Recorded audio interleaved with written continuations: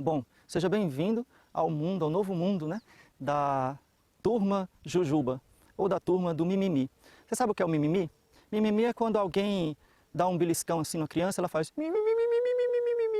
É, mais ou menos isso. Quer dizer, é uma pessoa dengosa, pessoa assim, ultra dengosa. Ninguém pode dizer nada que ela fica mimimi. Esse não julgueis, na verdade, é uma compreensão errada e se usa para justificar qualquer tipo de maluquice, qualquer tipo de doidice. Tudo é permitido, o que vale é o meu coração. Sem noção, né? Principalmente na missa. Tem padre sem noção também. Tem muito leigo sem noção. Tem muita gente sem noção. Aliás, eu acho que o sem noção é a praga do século XXI. O mundo ficou sem noção. Já prestou atenção não que o mundo está doido? Eu acho às vezes que o mundo está completamente pirado. Completamente pirado. Completamente louco. Completamente. Perguntas tão óbvias, né? Biquíni é pecado? Não, filho, biquíni é pecado grave. Não é só pecado, é pecado mortal, né? Você está pelada, né? Deixa de ser louca. Uma pessoa me perguntou na internet: ô padre, eu sou evangélica, eu estou errada? Eu disse: tá, claro que tá. Por que eu estou errada? Porque você não está na igreja que Jesus fundou. Não precisa eu lhe explicar, não. Para que eu vou te convencer? Jesus fundou uma igreja e essa igreja não é a sua. Quem foi que fundou a sua igreja? Foi um pastor. Então como é que eu vou dizer que e uma igreja fundada pelos homens é a certa? É errada. E você corre o risco de ir para o inferno. Cuidado. Mas a gente tem que ter coragem de falar a verdade para as pessoas. Tem que ter coragem de dizer: meu filho, você está no caminho errado. É perigoso estar no caminho errado. Eu posso me perder estando no caminho errado. Nas seitas protestantes, não tem a verdade completa do evangelho. Se a gente, com toda a verdade, a gente ainda peca, imagine se não tiver. Não tem os sacramentos. O que é que lá não tem?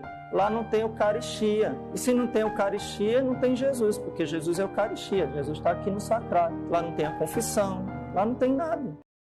Aí a pessoa foi para esse baile funk lá, foi para esse antro de pecado, de perdição no sábado. Quando foi no domingo, a pessoa foi para a missa, que a família obrigou, e está com vergonha e quer comungar, e o padre está tendo confissão, a pessoa vai lá e confessa: o padre, eu fui para o baile ontem. O padre pode não fazer nenhuma pergunta e supor que a pessoa está arrependida. Só que a pessoa já planejou com as amigas, com os amigos, de no próximo sábado ir de novo. Ela vai querer a confissão ali só para comungar, mas já está combinado de próximo sábado ir de novo. Ela não está nem aí pelo que o padre vai dizer, ela só quer comungar. Essa confissão é inválida.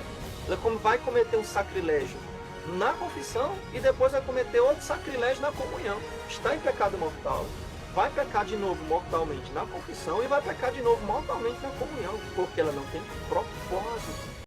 E eu te direi quem és. Então, as pessoas, elas podem nos induzir ao mal. E nos induz de que forma? Por causa da amizade. E aí a gente entra naquela palavrinha chamada respeito humano. Então, para agradar o outro, né? Para não perder a amizade, né? Para não ficar feio diante das outras pessoas. Então, eu acabo rindo da piada indecente, né? Concordando ou ficando calado quando alguém é a favor do aborto. Então, eu não sou firme na minha postura como católico de contra o aborto em toda e qualquer situação. Esta é a verdadeira postura do católico, né? Então, eu me calo, ou eu participo do pecado, ou então quando alguém me convida para pecar, me oferece, então aqueles grupos de WhatsApp que mandam a figura indecente, a piadinha, ou outras coisas, então eu não tenho coragem de sair daquele grupo, não tenho coragem de denunciar aquilo que as pessoas estão me oferecendo. Por quê? Porque o meu amor a Deus não é acima de todas as coisas. Então, muitas vezes, são as companhias que me levam ao pecado. Então, os ambientes em que nós estamos, eles podem ser fonte de tentação. Nós podemos até colocar aqui nesse segundo plano, né, pessoas / situações. Não necessariamente que a pessoa me convide ao pecado, me ofereça a droga, me ofereça prazer sexual, me ofereça a fraude, o roubo, me incite a fofoca, a falar mal dos outros, né, a ir contra os mandamentos de Deus, contra os preceitos da igreja, etc, etc, etc. Não preciso estar naquela rodinha ou com o meu amigo, mas às vezes ao olhar as pessoas, né? Então, ao querer invejar o comportamento das pessoas, então está no ambiente de pecado. Não é todo ambiente que nós devemos estar, principalmente com quem está ali. Então, principalmente com quem está ali e da forma que nós estamos, né? Nós podemos ser induzidos ao pecado. Existem ambientes que por si mesmos podem nos levar ao pecado. Então, as pessoas, sim, são fontes de pecado. E aqui talvez seja uma prova bem clara para nós. Quem nós amamos acima de tudo? Deus ou as pessoas? Você via que a pessoa não estava entendendo, ou então vem confessar com qualquer roupa, né? Assim, como se fosse assim: eu vou ali comprar refrigerante e vou ali, sei lá. Enfim, você entendeu, né? Então não se relaciona como se fosse uma coisa santa. Então, como eu tenho visto nesses anos de sacerdócio, né, as pessoas brincarem com os sacramentos, não brincarem assim com maldade, não estou falando que as pessoas são maldosas, mas é que existe uma falta de formação, né, uma falta de compreensão, né, uma falta de reverência, entendeu? E por que existe essa falta de reverência? Porque existe uma falta de compreensão do que é o sacramento. Vocês estão me entendendo? Então, eu vou dizer uma frase de Santo Agostinho. Ninguém ama o que não conhece. Anota aí, coloca aí no chat, coloca aí no comentário. Ninguém ama o que não conhece. Ninguém ama o que não conhece. Quanto mais eu conheço, mais eu amo, né? Por isso que, às vezes, né, alguns relacionamentos não dão certo, porque não se começa com conhecimento, mas com os ficas, né? Com o prazer e não com o conhecimento. É do conhecimento que nasce o amor.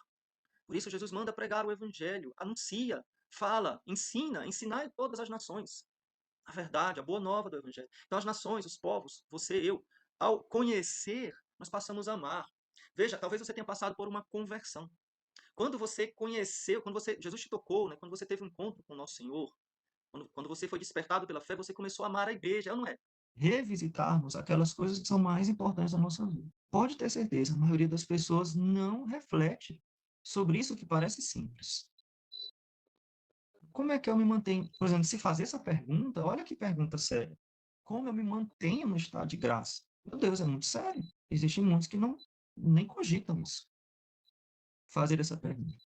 Então, Jesus disse no Evangelho, lá no Horto das Oliveiras, quando nosso Senhor começou a agonia, né, começou a suar sangue, e ele viu os apóstolos dormindo.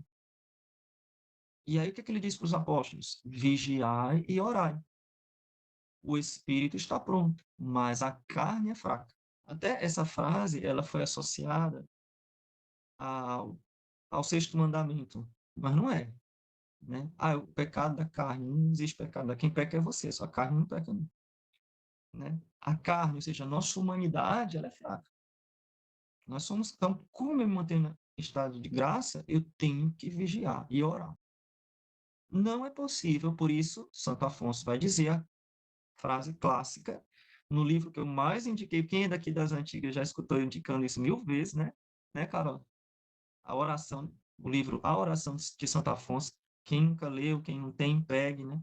Vale muito a pena. Então, Santo Afonso tem a frase famosa, clássica dele, uma das frases mais conhecidas de Santo Afonso: quem reza se salva, quem não reza certamente se condena. Por quê? Porque não é possível se salvar sem a graça de Deus, correto? E de onde me vem a graça? Da oração. Da oração e dos sacramentos. Porém, os sacramentos, de per si, eles me dão a graça. Mas eu não absorvo, usufruo desta graça se eu não colaborar com a minha vida de oração. Porque se fosse assim, a gente teria uma nação muito santa. Porque o que tem de gente que comunga no Brasil, no entanto, comunga em pecado grave. Muita gente. Não posso julgar. E nós mesmos? Quantas vezes você já comungou na sua vida? Por que a gente não é santo? Eu não me lembro qual é o santo, sempre tem essa história. Você já me conhece, né? Que eu sei a frase, não sei o santo. Tem um santo, não sou eu, que diz o seguinte: para eu ser santo, plenamente santo, bastaria uma comunhão. Porque nenhuma comunhão já tem as graças necessárias para me fazer santo. Porque a comunhão não é Jesus. Falta alguma coisa? Jesus, está faltando alguma coisa? Não falta nada. Então, para eu ser santo, só bastava uma comunhão. Disciplina. Ah, eu quero ser santo, mas eu não consigo fazer um jejum de doce. Né? Eu quero ser santo, mas eu não consigo arrumar meu quarto. Eu sinto muito, meu filho. Eu sinto muito, você está longe. Né? Se você não consegue chegar na hora, eu não consigo, eu chego atrasado na missa. Tu está muito longe da santidade. Né? A nossa geração, nessa geração que inverteu os valores, né, que não respeita a autoridade, é a mesma geração que também não respeita a disciplina. Então a gente não foi educado na disciplina. Talvez a minha geração tenha sido um pouquinho, né, nos anos 70, 80, mas já estávamos na bagunça, né, no começo da bagunça, que piorou muito depois. Né? Então, essa indisciplina, né? Então, não tem como. Mulheres santas. Você é santa, sua casa é um lixo? Não tem como. Né? Você não tem disciplina com seu dinheiro, por exemplo. Agora eu vou voltar aqui para a Betina lá, né? Você não tem disciplina com seu dinheiro, você é gastador, você estraga dinheiro, né? Então, está lhe faltando virtude. Então, a disciplina é uma virtude, né? Uma virtude humana que vai servir de cimento, de base para as outras virtudes. Como, por exemplo, a oração, que eu falei logo no começo, né? Sem disciplina você não reza, porque você não vai acordar cedo, porque você não vai organizar a sua vida para ter tempo para rezar.